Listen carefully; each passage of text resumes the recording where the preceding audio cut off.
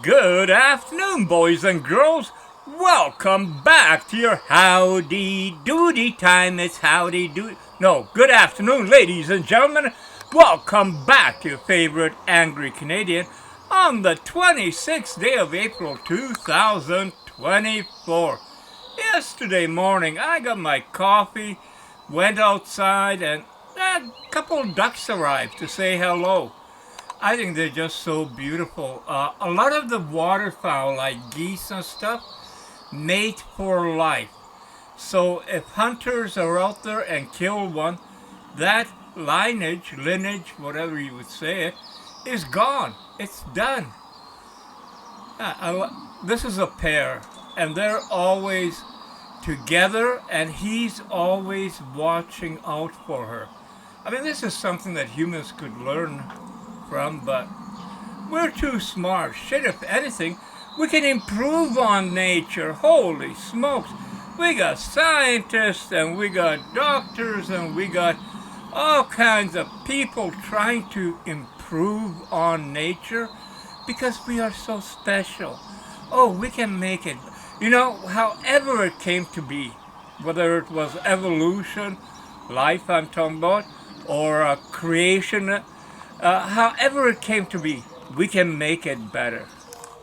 That's Ralphie. He has become my closest buddy in the last couple of weeks or months. He sleeps with me.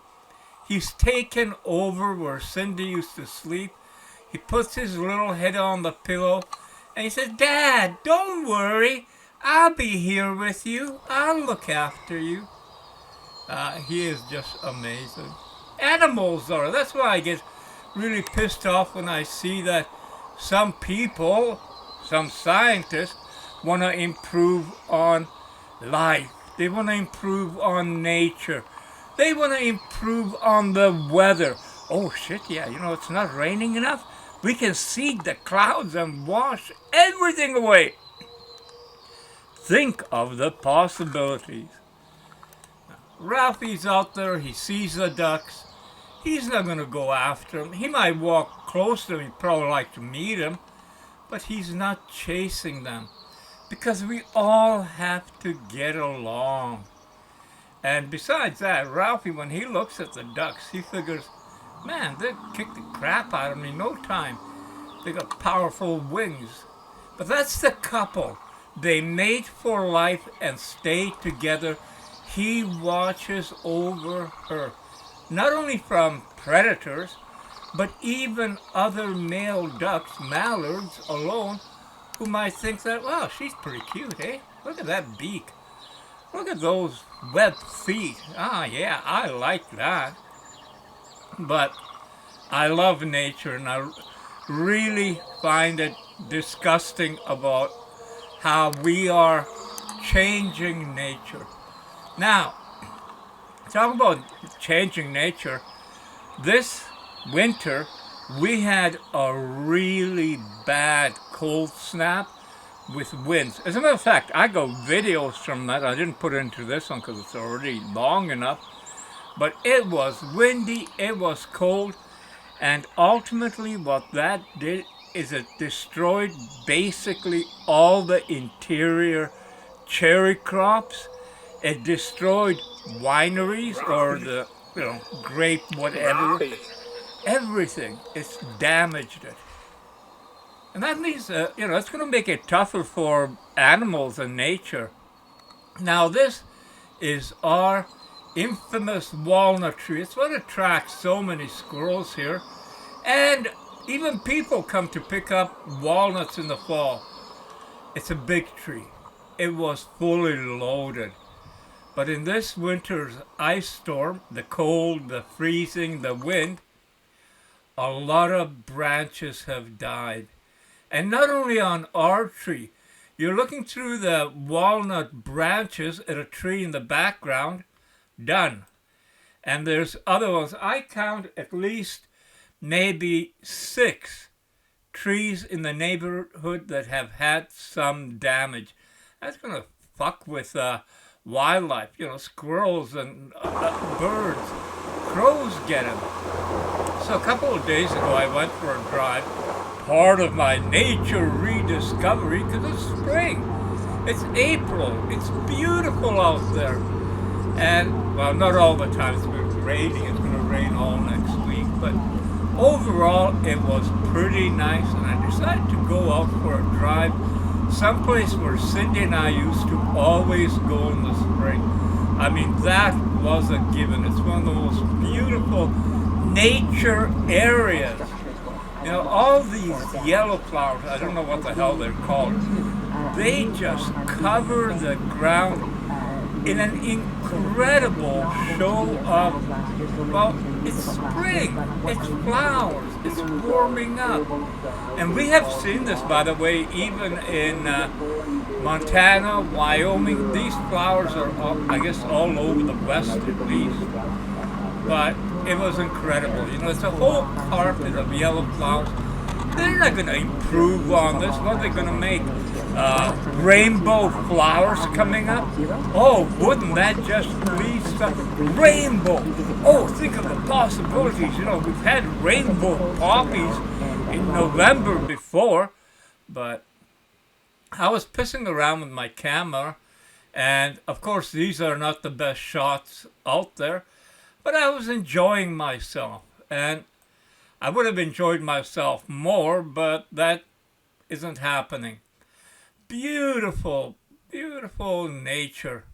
And if I sound like a broken record, I want everyone to see this and think about it, because look at the images coming out of Ukraine.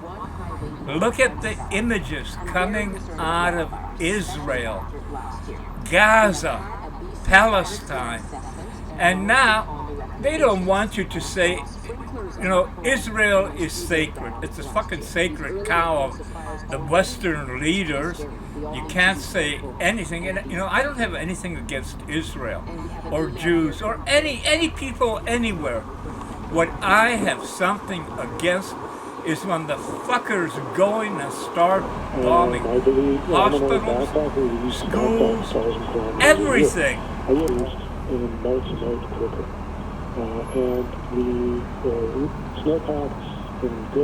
They're talking about the snowpacks and the impending drought. I hope you can pick it up if I shut up. Or do we have to diversify the energy mix?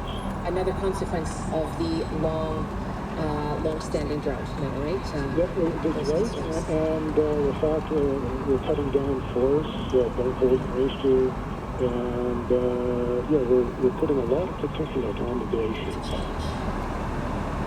It is changing, and I would say that, you know, our last guest on the air was saying... And our email again, bctoday@cbc.ca. That is so beautiful. Anyway, getting back to this drought shit, it's going to be bad, especially for Alberta. Now, it doesn't just mean the drought is whatever. It means that ranchers won't have enough feed to feed the cattle, because Alberta is a big ranching province. Now, not only won't they be able to feed them, the ones that can afford feed, it's going to cost a lot of money. So guess what's going to happen? Well, the price of beef is going to go up. And that's rightful, because, you know, we've got to stop eating less beef and more bugs. You can see the connection in everything that's happening and how we are being guided to one point. Yes, that's conspiracy. But when you add up everything, you know, you get a number. It's not nothing. So we're going to have higher food prices. Cherries unavailable in British Columbia. Cherries will be imported. That'll cost more. Everything. You know, they're going to fucking starve people to death, especially the ones that can't afford the food or have to buy substandard. Talk about substandard. Yesterday, after I made my video, I went over to that bastion of shopping, Walmart. Now, I pulled into the parking lot. First thing I saw is a lot of old men wandering, going into the store, coming out with bags. Old men. And I thought, oh fuck, I'm an old man. I'm out here shopping alone. And these guys were alone. So I was wondering, I wonder if they live alone? Because the one thing I learned and why I was shopping is I know how to cook, but not in a one meal way. So in the last 2 months, I made 3 good meals. One was a chicken, put into a roasted chicken with roasted potatoes. I ate a part of the chicken breast and a couple of potatoes I couldn't handle anymore.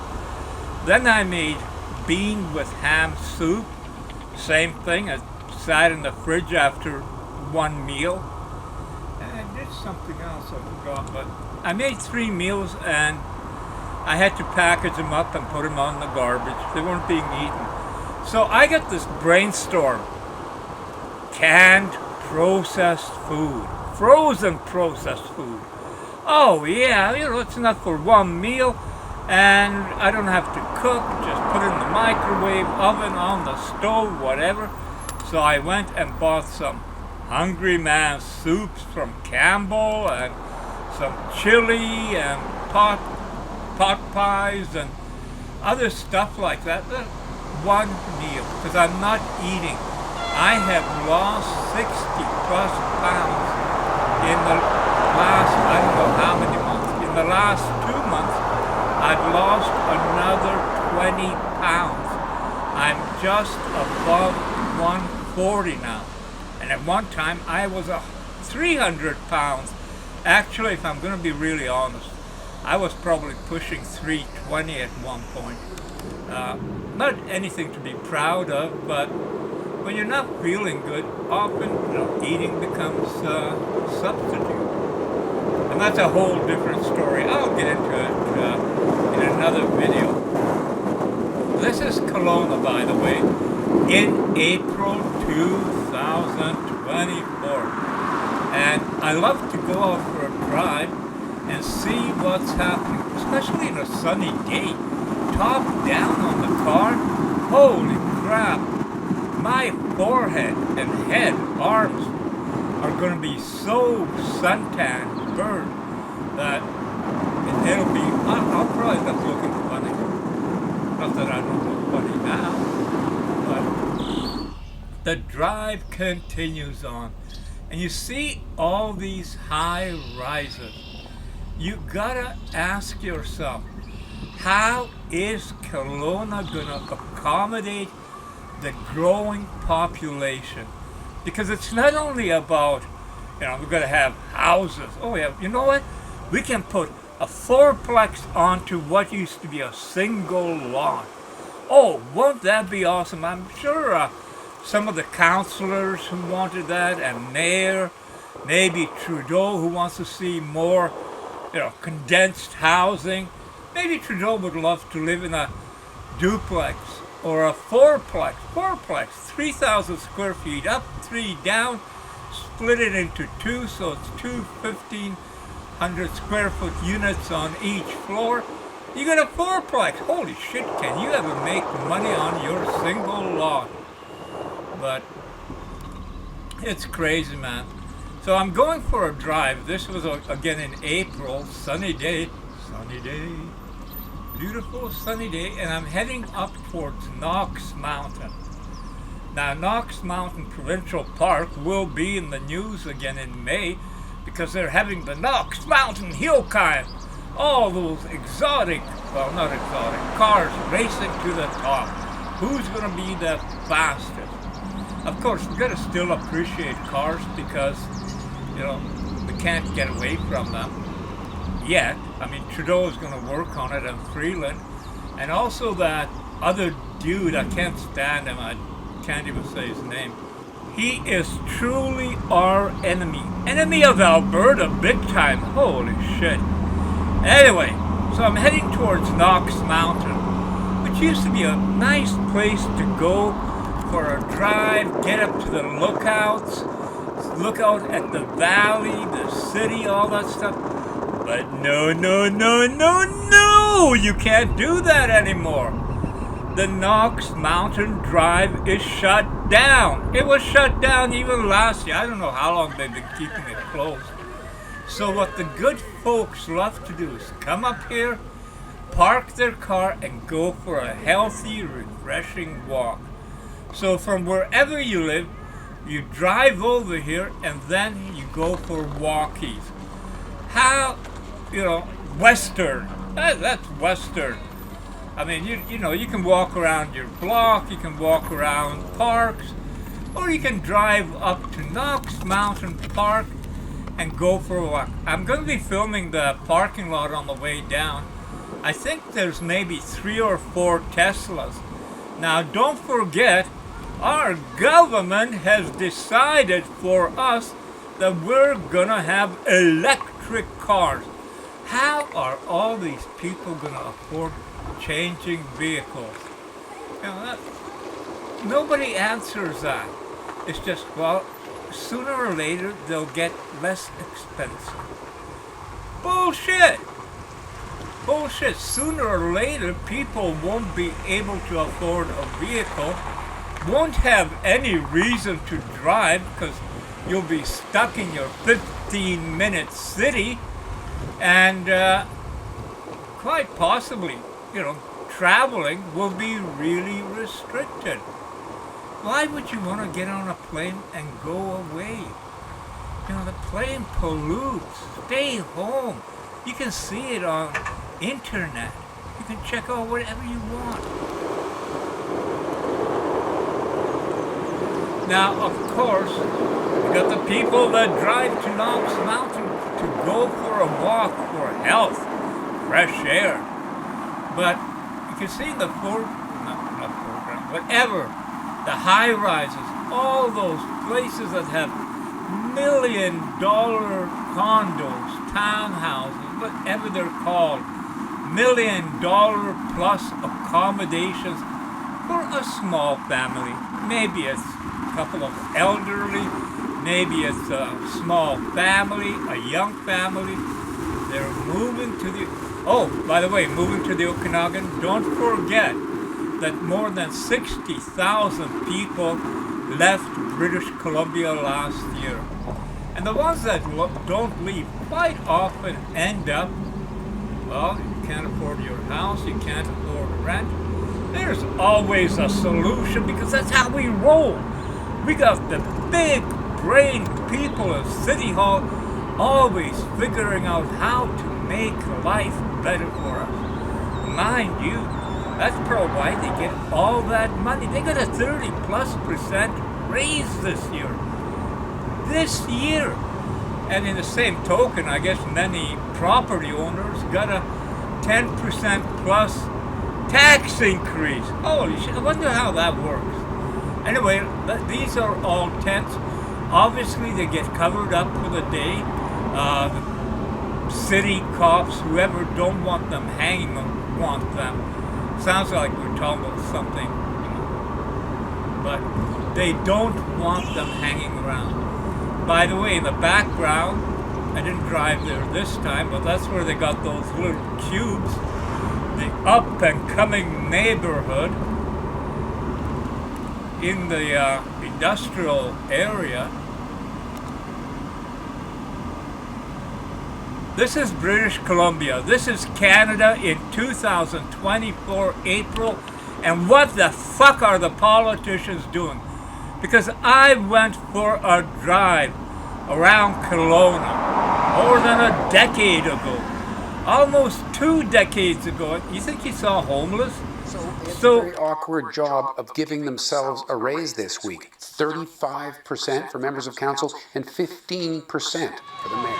What the fuck are they giving themselves raise for? And that much? Oh, this goes back. That's a floating bridge in the background. I got videos one day I will get to, and I got a lot of stuff from before. It's early 1980s Kelowna Regatta. You know that at that time, we had a regatta, and one time there was a huge riot. People were drunk in the streets, caused trouble. and that put an end to the regatta. Isn't it amazing that we couldn't control it? We couldn't keep it the way it was too fucking family oriented. You need stuff like they're coming up with now that have more cost to get in, more cost for everything. Family affair, people. Families being wiped out. Don't need no stinking family. Oh, and religion is also being wiped out.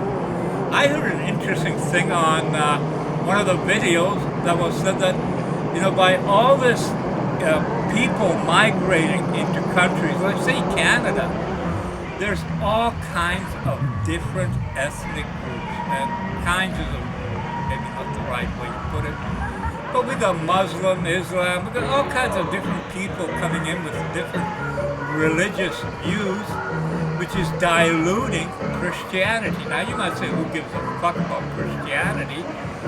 But you think you'd be able to have the same attitude if it's a different religious movement happening? I don't care what it is, but it's changing. And this change is not natural. It wasn't something that they made people aware of. Oh yeah, we're going to have a lot of immigrants coming in from the Middle East. And of course, we're going to have to adapt a little Sharia law, and we're going to have to do this and that to adapt to them. And kids can take their knives to school because it's ceremonial. We're not told anything. In just over the week, sound of racing engines will be heard on Knox Mountain as the annual Knox Mountain Hill Climb. Just over the week, sound of racing engines. Knox Mountain is a provincial park, and its significance is that it overlooks the city of Kelowna. Kicks off. Knox Mountain is a provincial park, basically climbing elevation, heading all the way to the top. Basically climbing elevation, heading all the way to the top. It fronts onto several subdivisions like Mount Royal, and it fronts onto several subdivisions like Mount Royal. There's many switchbacks, kicking back and forth, and suddenly you realize the elevation is getting up there. There's many switchbacks, kicking back and forth, and suddenly you realize the elevation is getting up there. You can't do this anymore. You can only walk up. But what the fuck happens if you got older? We got a lot of older people living in the Okanagan. By the way, look at that. Where's the high rises? Where's the urban sprawl? Where's that big bridge? Hey, didn't they exist then? Oh, look at all those trees. Isn't that interesting? And it looks like just another city. Oh, there's the arena, which is now surrounded by high-rises. But getting back to this floating bridge, there's a lot of people in Kelowna who are elderly and are having difficulties with mobility. They've been shut out now from going up Knox Mountain to the lookouts and just enjoying the view and the peace and quiet. I think the reason they're not allowing people to drive up anymore is they're afraid of careless fires. And there are subdivisions now all around Knox. So if a fire breaks out, it could be costly to those expensive houses. There's always an ulterior motive to something the government does. They don't do anything out of the kindness, out of the goodness, out of the caring of their heart for the people they are supposed to represent. I'm really friggin' pissed about that race they gave themselves. And any chance I have to confront any of them, I will. They don't deserve it. What the fuck do you do to deserve a 30% raise? Are you going to work 30% harder this year? Cool down. Again, looking at the city, back in the day, early 80s, probably 84, no, not 84, 2004. 2005, around that time.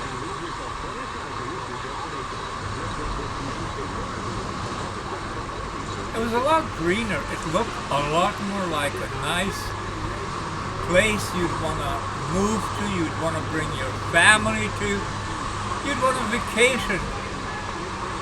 You look at the other side, it's not very visible there, but we didn't have the urban sprawl up the mountainside.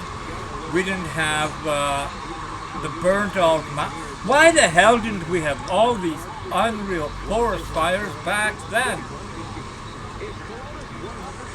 And interesting things happening. And they're not for your benefit. It's for the benefit of a very few select privileged people. Say like developers.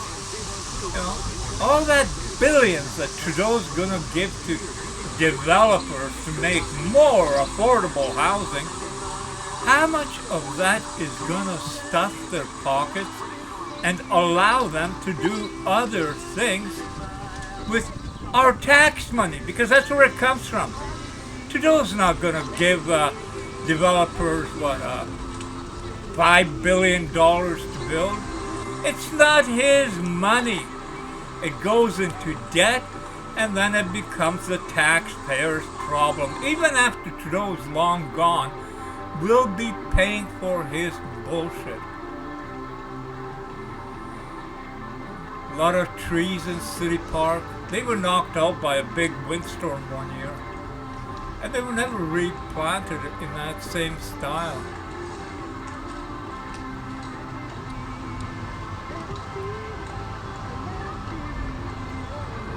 And young people don't know this. They don't see this. They weren't here. How much of British Columbia's population is in migration? People that have moved here from, say, Alberta, Ontario, Saskatchewan, all over Canada. People have flooded here. The prices have gone unbelievably high. And now people are leaving, but to cause another problem. It's a problem when they come and there's too many and we can't accommodate, and the rents and houses and everything goes way overboard in price. And then when they start leaving and there's lots of space open, nobody's buying, interest rates are up. That's the floating bridge, people. That was the floating bridge. 3 lanes. Depending on which way the traffic flow was. And then it would also open up to allow boats with masts to go underneath it. It's a bit of Kelowna memory, history memory. But that's where it comes in, that the new people that have come here, say in the last 10, 15, 20 years, even 30 years, don't know what it was like back. They just come here and subdivisions go up and subdivisions go up, and they gotta put in more infrastructure. We need more policing. We need more sewage. We need more water is gonna be the crisis they're gonna be pushing on us for the next foreseeable future. Alberta is already in water conservation, and they're beside the fucking Rocky Mountains. They got all those rivers and stuff, and it's going to happen here in the Okanagan also. By the way, back again, I'm going to show this every opportunity because people have to be aware. These people that think they deserve a 30% raise have been around for how many years, and you can chart it and find it that year to year, homelessness, poverty, people using the food bank in Kelowna, Okanagan, have been going up and up. So they got their city hall shoved full of people that have degrees hanging from their necks like it's a prize, and they got all the big brains and big ideas, and it keeps getting worse. And it's not gonna improve.